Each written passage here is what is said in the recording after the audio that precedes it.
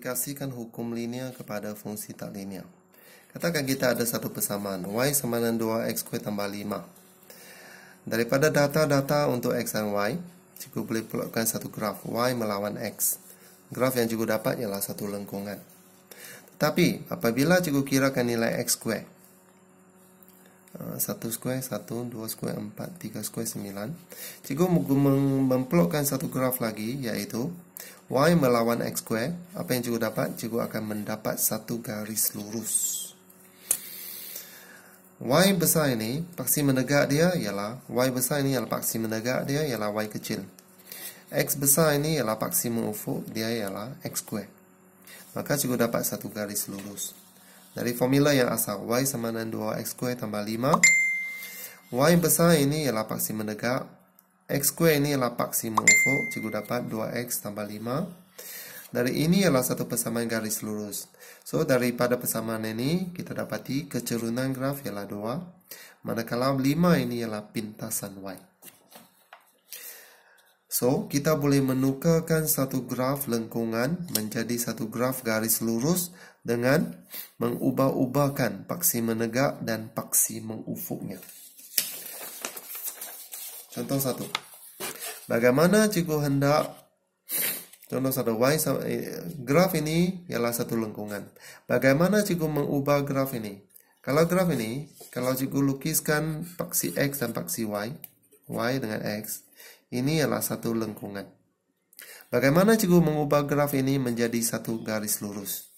Apa yang cikgu boleh buat ialah x dan y ini ialah pemboleh ubah, manakala a dan b ini ialah pemalar. Cikgu cuba mewujudkan satu pemalar yang tidak terikat dengan pemboleh ubah. Apa yang cikgu boleh buat ialah cikgu bahagi dengan x². x² bagi x² bagi x² bagi x². Yang ini x² terbatal, cikgu dapat b. Cikgu sudah mendapat satu pemalar yang tidak terikat dengan pemboleh ubah. Dan b ini kita boleh menjadikan dia pintasan y. Apa yang kita dapat ialah apabila cikgu melukiskan graf y melawan x² sebagai paksi menegak ialah y besar, paksi menegak ialah y over x², paksi mengufuk ialah x kecil, maka cikgu akan mendapat satu graf garis lurus. Y over x² ini ialah paksi menegak, ini ialah paksi mengufuk tambah b. So, apa yang kita dapati? Pintasan y dia ialah b, manakala kecerunannya ialah a kecil. Kecerunan ini ialah a. Contoh 2. Kalau cikgu ada satu lengkungan lagi yang macam ini. Formula ini. Kalau kita lukiskan y melawan x, kita akan dapat lengkungan juga. Bagaimana kita tukar dia jadi garis lurus? So, kita cuba mewujudkan satu pemalar yang berdiri sendiri. Apa yang cikgu buat? Cikgu darab semua dengan x². Darab dengan x². Darab dengan x². Sebab x² dengan x² ini boleh terbatal. Cikgu dapat h. Ini yang cikgu dapat. x² y h.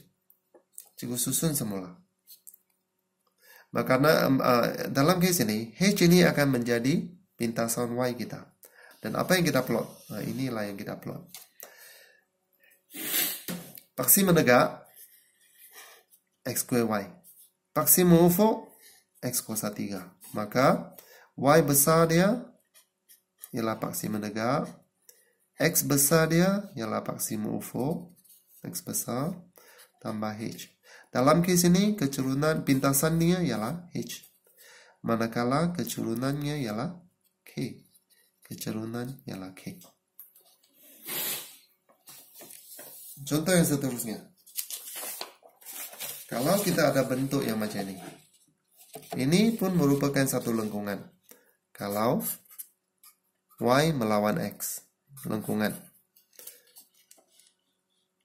Untuk menukarkan dia kepada garis lurus, kita kena logkan kedua-dua belah.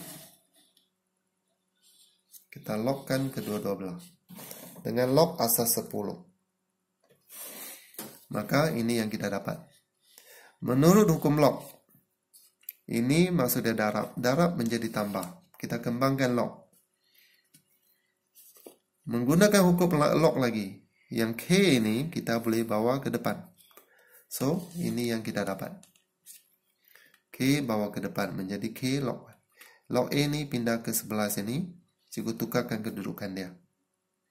So, dalam case ini kita boleh mewujudkan graf garis lurus dengan memplotkan paksi menegak log Y. Paksi mengufuk log X. Y sama dengan K X besar tambah log A asas 10. Dalam case ini, pintasan Y dia ialah log A asas 10. Kecerunannya ialah K.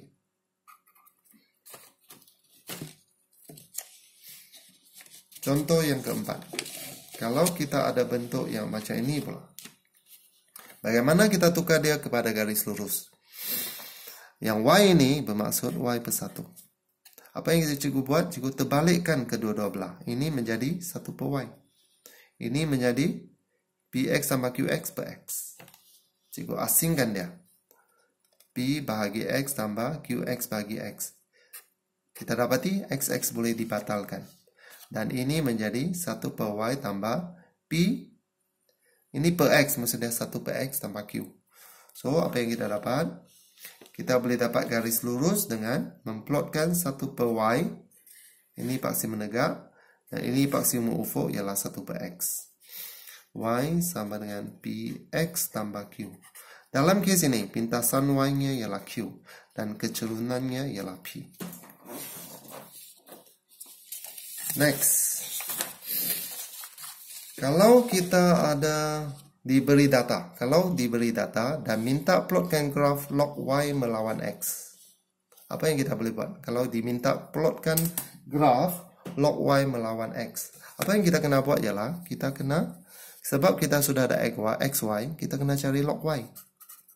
Kita boleh mencari log Y dari calculator. Iaitu apabila log Y dia 2.83. Maka log 2.83 kita akan dapat nilai 0.452. Ini dan seterusnya. Ini adalah log 5.66. Ini adalah log 11.31. Selepas itu kita memplotkan graf log Y melawan X dengan menggunakan data-data yang kita dapat, yaitu log Y di sini datanya dan X di sini datanya dengan menggunakan kertas graf.